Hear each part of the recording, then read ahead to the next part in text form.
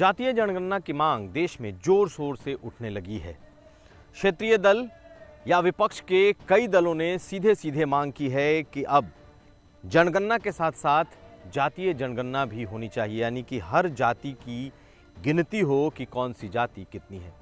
अभी तक बीजेपी इस मुद्दे पर कुछ भी बोलने से बचती रही है और पार्टी के तरफ से कोई भी आधिकारिक स्टैंड अभी तक सामने नहीं आया है कि बीजेपी ये चाहती है या नहीं।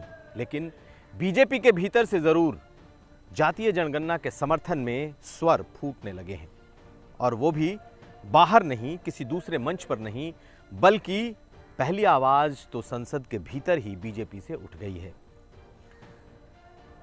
संघमित्रा मौर्य बदायूं से सांसद हैं।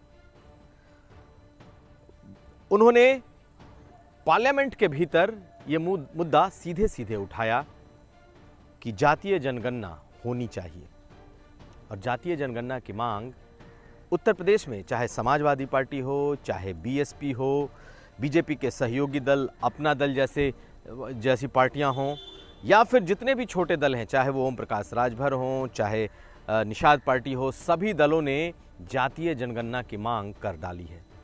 लेकिन बीजेपी की चुप्पी इस पर बनी हुई है। तो क्या संघमित्रा मौर्य के इस बयान के बाद से, पार्लियामेंट में दिए गए बयान के बाद से बीजेपी फंस गई है?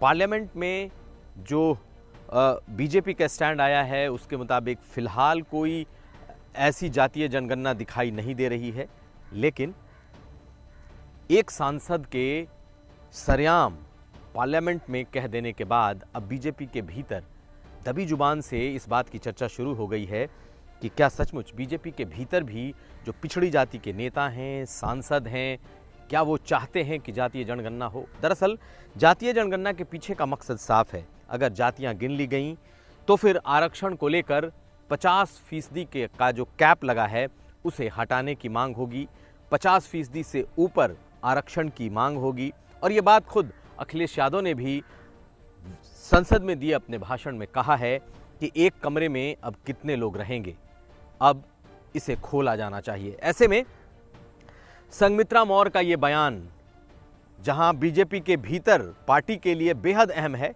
वहीं एक बात और साफ दिखाई देता है कि इस बयान के बाद बीजेपी इस मामले में थोड़ी फंस गई है, क्योंकि अब उसे स्टैंड लेना होगा कि क्या वो चाहती है या नहीं चाहती, क्योंकि पार्टी के भीतर से अब आवाजें उठने लगी हैं। कुमार अभिषेक, यूपी तक।